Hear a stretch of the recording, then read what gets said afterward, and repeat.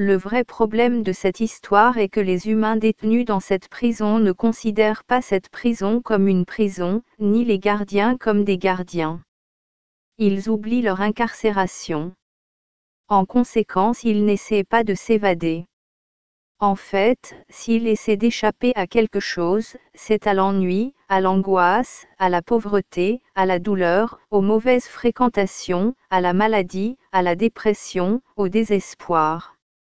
La suppression de leur identité, celle de souverains intégral vivant dans l'unité, l'égalité et la véracité, truthfulness, éternelle et inconditionnelle n'est même pas un élément pris en considération dans leurs recherches. La Terre, constituée des royaumes animal, végétal et minéral ainsi que des éléments air, eau et feu et associée à la nature telle qu'elle est définie par le cosmos, représente la reine sur l'échiquier que peut utiliser la source première.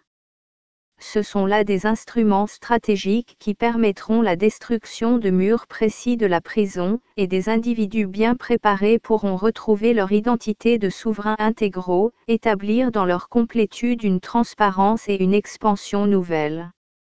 Cependant, la simple chute future de quelques-uns des murs de la prison ne signifie pas que chacun s'échappera et assumera ses nouvelles libertés.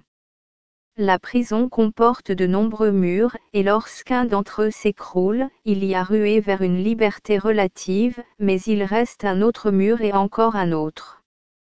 La prison est un labyrinthe, et tant que l'individu fait confiance à des images, des sons, des mots, des sensations et des pensées pour interpréter son monde, il demeure entre les murs d'une prison, que j'ai précédemment décrite comme la structure de suppression du souverain intégral. Les grands espaces et les horizons dégagés de cette nouvelle ère ne conviendront pas à de nombreuses personnes. Ces dernières résisteront à la transparence et à l'expansion parce qu'elles en sont arrivées à s'identifier si intimement à leur SMH que tout ce qui porte atteinte à cette identité menace ce qu'elles perçoivent comme leur emprise sur l'existence. D'autres, qui sont prêts, assumeront facilement cette nouvelle ère et la transition qui y mène, comme un aiglon prenant son premier essor au début avec un peu de maladresse, mais rapidement avec la maîtrise des compétences nécessaires. Alors que la Terre et la nature de l'univers jouent un rôle clé dans la manœuvre de libération, la préparation de l'individu est sous sa propre responsabilité. Il s'agit d'une équation équilibrée, Terre/nature plus préparation individuelle égale prise de conscience du souverain intégral. Le point premier du processus est le facteur clé de la préparation.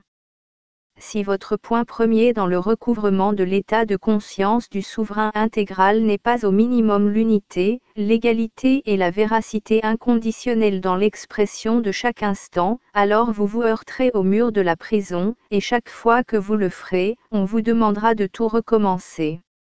Donc, le point de départ de la prise personnelle de conscience doit être en phase avec la prise de conscience elle-même. Les équations mathématiques qui guident ce processus en sont la cause. Question 4 de Project Camelot. Comment envisagez-vous les événements des prochaines années, jusqu'à 2012 et au-delà? Beaucoup de nos sonneurs d'alarme, expérienceurs et futurologues font part de visions de l'avenir comprenant une inversion des pôles magnétiques, un déplacement physique des pôles, une éjection de la masse coronale du Soleil. Tous les événements précédents, éventuellement aggravés par le passage de Nibiru près de la Terre. Quels commentaires pouvez-vous faire sur les scénarios ci-dessus? Avez-vous des raisons de croire que certains d'entre eux puissent se produire? Réponse 4 de James. Permettez-moi d'être clair, notre univers, dans toute sa splendeur et sa stature physique, est un élément de la prison que j'ai défini à la question précédente. Je suis conscient que le terme de prison porte une connotation négative, mais si la prison possède du mobilier, diriez-vous que ce mobilier est méchant ou négatif? Non, cela n'est que du mobilier, par hasard dans une prison. Il en est de même pour les planètes et les étoiles, et pour l'univers perçu comme un tout. En conséquence, les phénomènes repérés par nos sens, qu'il s'agisse d'un déplacement des pôles ou d'un tremblement de terre de magnitude 9.0, demeurent dans le cadre du système mental humain, SMH. Un phénomène est une imposture. Tout le monde désire avoir une vision, et se débat pour voir ce qu'il y a de l'autre côté, sans se rendre compte que ces caractéristiques-là, images et sons, proviennent encore du SMH, et ne sont qu'un rendu plus subtil des murs de la prison dans les secteurs éloignés du labyrinthe. Dans ma réponse précédente, question 3, vous pouvez voir, je pense, qu'à mon avis la Terre ou la nature sont des catalyseurs primaires gérés par la source première pour aider l'humanité à se rendre compte par elle-même qu'elle est composée de souverains intégraux. L'impression ressentie sera donc que la Terre et l'univers entier enveloppent étroitement l'individu et resserrent leur emprise sur votre être même. Cette compression est l'outil même déployé par la source première pour contribuer à votre activation. Nibiru, quant à lui, n'intervient pas dans tout ceci. D'une certaine manière, on l'a retiré de l'équation du souverain intégral pour tout un ensemble de raisons complexes que je n'évoquerai pas ici. Question 5 de Project Camelot. Nous recevons de la part de sonneurs d'alarme différents rapports concernant les projets sinistres des Illuminati qui comprennent l'effondrement, ou la fin, du dollar et une situation aux USA comparable à celle de 1930. La loi martiale et la possibilité que les gens soient parqués dans des camps de prisonniers. La diffusion de virus dans le monde entier pour réduire la population des 2/3. Une population fichée par micro-puces implantées, une surveillance électronique renforcée et donc une nouvelle diminution des libertés. Bien que nous ayons des témoignages contradictoires sur toutes les affirmations ci-dessus, il semble néanmoins clair que certaines d'entre elles peuvent avoir commencé à se réaliser. Pouvez-vous commenter les scénarios ci-dessus? Avez-vous des raisons de croire que certains puissent se produire? Réponse 5 de James. On peut imaginer les systèmes mondiaux de notre planète dans leur ensemble sous la forme d'un être composé d'organes tels que le cœur, le cerveau, le foie, etc. Ces systèmes mondiaux sont les systèmes bancaires, gouvernemental, militaires, religieux, éducatifs, agroalimentaires, énergétiques, commercial et celui des transports, et chacun d'entre eux est un organe du corps représenté par la réalité du système mental humain collectif ou, dit plus simplement, le système collectif, SC. Chacun de ces 9 systèmes est un organe dépendant des cellules sanguines pour sa survie, pour faire circuler les ingrédients nutritifs à l'intérieur de l'ensemble du corps, un corps où les êtres humains sont les cellules sanguines, et l'argent le souffle qui apporte l'oxygène au SC.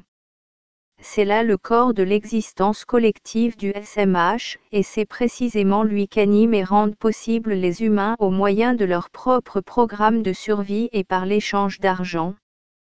Le système collectif est l'agrégat des systèmes mondiaux, des êtres humains et de l'argent.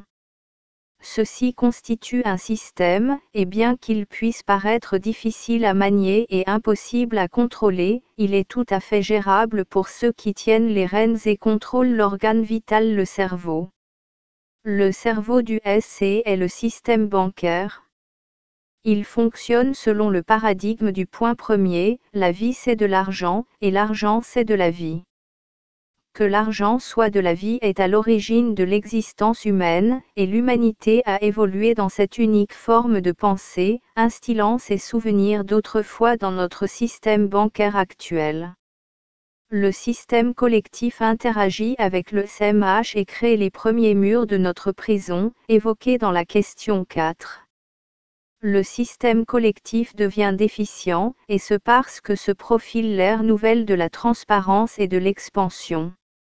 Les forces du SC et de l'ère de la transparence et de l'expansion entrent en collision à notre époque, et pour que la conscience du souverain intégral puisse se manifester dans ce champ physique, il faut que le système collectif soit modifié afin de pouvoir l'abriter, puisqu'ils sont comme l'huile et l'eau, non miscibles.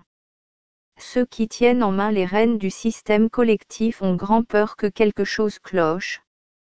Il se produit dans le monde des faits annonciateurs de grands bouleversements, et ils n'accueillent pas les bouleversements à bras ouverts. Face au changement, synonyme pour eux de perte de pouvoir, ils vont mettre en œuvre de sinistres plans pour détourner l'attention de la population et la rendre mal à l'aise, nerveuse, hésitante, ignorante, la submerger de technologie, la maintenir dans la peur et la déresponsabiliser. Tous les éléments de votre liste et d'autres encore sont en cours de préparation.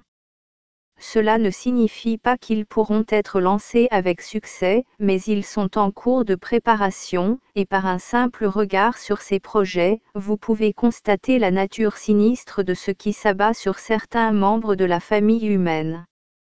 Le système collectif s'effondrera. Il faut qu'il s'écroule. Les organes ne fonctionneront plus et le corps mourra.